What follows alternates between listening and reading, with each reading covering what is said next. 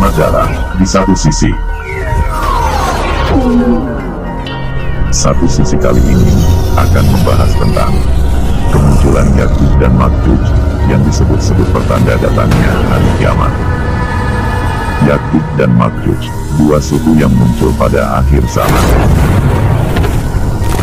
Ya'juj dan Ma'juj memiliki kekuatan sebagai perusak dan penghancur kehidupan di muka bumi. Dan mereka akan berperang melawan Nabi Isa beserta pasukannya di Bukit Tursina.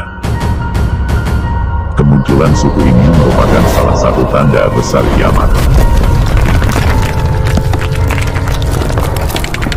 Kisah tentang kaum ini terdapat dalam ajaran agama Yahudi, ajaran agama Islam, dan kitab Kejadian umat Kristen. Ya'juj dan Ma'juj juga muncul dalam banyak mitologi dan cerita rakyat di banyak negara. Di antaranya adalah legenda rakyat Britania Raya dan Irlandia. Padanannya dalam Alkitab Kristen dan Ibrani adalah Gog dan Magog.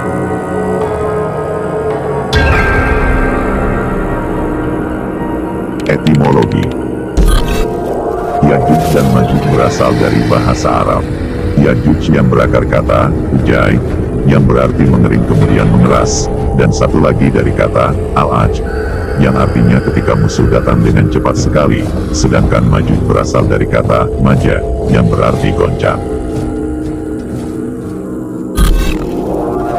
Sedangkan menurut Abu Hatim, Ma'juj berasal dari maja, yaitu kekacauan. Ma'juj berasal dari mujud, yaitu malaja. Namun, menurut pendapat yang sahih, Ya'juj dan Ma'juj bukan isim mustaq. Isim mustaq artinya kata jadian. Bahasa Arab mendefinisikan isim mustaq sebagai kata benda yang dibentuk dari kata lain, dan memiliki arti berbeda dengan kata asalnya, melainkan isim ajam dan lakap atau julukan. Setiap dari akar kata ini memiliki kesesuaian dengan sifat kaum Ya'juj dan Ma'juj tersebut. Ya'juj dan Ma'juj memiliki arti mengering dan mengeras secara natural, dan ketika mereka datang dengan cepat serta tergesa-gesa, membuat keadaan goncang. Kemudian tidak ada orang yang sanggup menghadapi mereka, maka harus lari dari mereka. Sifat mereka dikatakan sangat keras, kasar, biadab, sombong, gigih, senang berperang, merampok, membunuh, merusak, memperkosa korbannya, dan mereka tidak menyukai umat atau bangsa selain bangsa mereka sendiri. Kesombongan mereka digambarkan dalam sebuah hadis Nabi Muhammad. Ketika mereka telah berhasil membunuh seluruh penduduk bumi, maka mereka melemparkan anak panah dan tombak ke atas awan. Kemudian mereka beranggapan bahwa mereka telah berhasil membunuh penduduk langit, yaitu para malaikat. Karena anak panah dan tombak mereka kembali dengan berlumuran darah. Genealogi. Ibnu Katsir menerangkan bahwa mereka adalah dari keturunan Adam, dari keturunan Nuh, dari anak keturunan Yafits, yakni nenek moyang bangsa Turki, yang diisolir oleh tembok atau benteng tinggi yang dibangun oleh Zulkarnain. Populasi. Ya'juj dan Ma'juj adalah dua bangsa yang sangat besar jumlahnya, perbandingannya adalah 1:999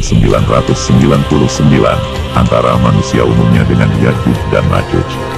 Mereka disebutkan sebagai mayoritas penghuni neraka, dan kedua suku ini disebutkan telah ada dekat pada masa Nabi Musa berdakwah.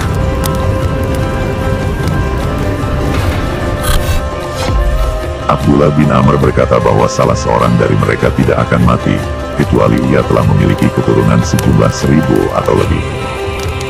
Walaupun mereka dari jenis manusia, namun mereka memiliki sifat khas yang berbeda dari manusia pada umumnya. Ciri utama mereka adalah perusak. Dan jumlah mereka yang sangat besar, sehingga ketika mereka turun dari gunung seakan-akan seperti air bah yang mengalir, tidak pandai berbicara dan tidak fasih, bermata kecil atau sipit, berhidung kecil, lebar mukanya, merah warna kulitnya seakan-akan wajahnya seperti perisai dan sifat-sifat lain. Dalam surah Al-Kahf, bahwa Raja Zulkarnain dalam sebuah perjalanannya sampai di suatu tempat di antara dua gunung. Dia menemukan suatu kaum yang tidak dikenali bahasanya. Kaum itu mengadukan kepadanya bahwa ada bahaya mengancam mereka, yaitu dari Ya'juj dan Ma'juj. dan mereka meminta untuk membangun tembok yang dapat melindungi mereka dari kejahatan Yajuj dan Majuj. Kemudian Zulkarnain memenuhi permintaan mereka. Menurut Al-Quran, Yajuj dan Majuj diisolasi di antara dua gunung oleh pasukan Zulkarnain beserta kaum yang terpencil yang meminta bantuan kepadanya. Mereka meminta Zulkarnain untuk membuat dinding pembatas, agar kedua suku tersebut tidak keluar dan membuat kekacauan kembali, namun pada akhirnya mereka akan berhasil keluar dari dinding pembatas itu. Mengenai dinding Zulkarnain, sesungguhnya telah terbuka pada zaman Nabi. Rasulullah Shallallahu Alaihi Wasallam pernah bersabda, hari ini, dinding Yajuj dan Majuj telah dibuka seperti ini. Lalu ia melingkarkan ibu jari dengan jari telunjuk. Kemudian dengan terbukanya dinding tersebut akan selalu bertambah, hingga akhirnya lenyap dan hancur pada hari kiamat nanti.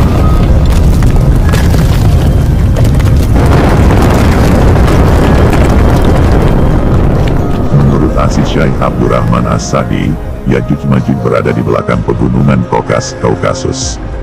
Memang ada yang berpendapat bahwa pegunungan inilah yang merupakan benteng dimaksud.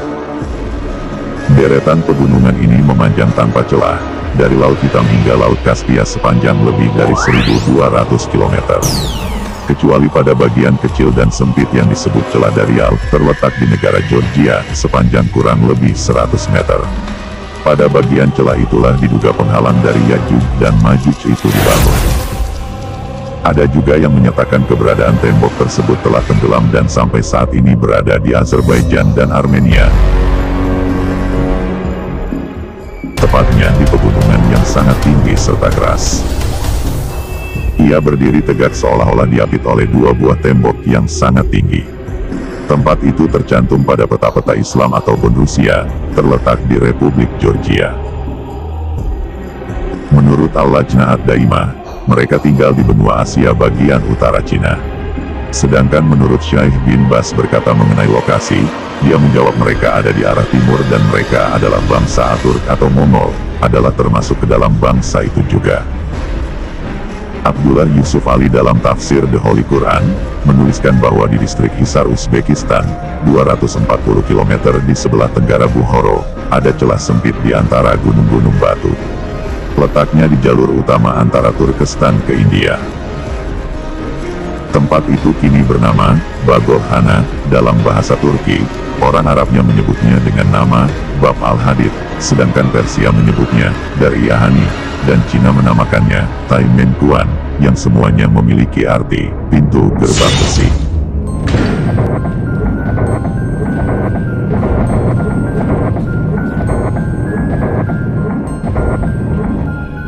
Huan Xiang, seorang pengembara Cina pernah melewati pintu berlapis besi itu dalam perjalanannya ke India pada abad ke-7.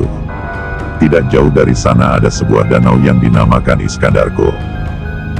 Salam, salah seorang staf peneliti dari Kekhalifahan Abbasiyah yang dipimpin oleh Al-Wad Sikbilah dan Ibnu Battuta, menyatakan hal yang sama bahwa lokasi ini berada di Asia Tengah. Pada tahun 842 Kekhalifahan Abbasiyah, Al-Wad Sikbilah bermimpi bahwa dinding pembatas yang mengurung kedua suku itu hancur. Karena mimpi itulah ia mengutus sebuah tim ekspedisi yang dipimpin oleh Salam, salah seorang staf peneliti ke gerbang besi tadi, untuk mengetahui keadaan dinding itu dan lokasinya. Al-Wadsik menginstruksikan kepada Salam untuk mencari tahu tentang tembok itu. Saat itu Salam ditemani 50 orang. Penelitian tersebut memakan biaya besar. Disebutkan dalam Nuzhat Al-Mushtaq, buku geografi karya Al-Idrisi, Al-Wadsik mengeluarkan biaya 5.000 dinar untuk penelitian ini. Mereka masih mendapati gerbang di antara gunung selebar 137 meter, dengan kolom besar di kiri kanannya terbuat dari balok-balok besi yang dicor dengan cairan tembaga, tempat bergantung daun pintu raksasa. Kisah lain menyebutkan Salam melihat pegunungan yang terpisah oleh lembah. Luas lembah sekitar 150 meter, dan lembah ini ditutup tembok berpintu besi sekitar 50 meter. Al-Idrisi juga menceritakan bahwa menurut cerita Salam, penduduk di sekitar pegunungan biasanya memukul kunci pintu besi sebanyak 3 kali dalam sehari. Setelah itu mereka menempelkan telinganya ke pintu untuk mendengarkan reaksi dari dalam pintu. Ternyata, mereka mendengar gema teriakan dari dalam.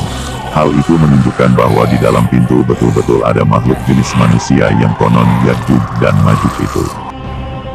Dalam bukunya, Al-Syarif Al-Idrisi juga menuturkan bahwa Salam pernah bertanya kepada penduduk sekitar pegunungan, apakah ada yang pernah melihat Ya'juj dan Ma'juj.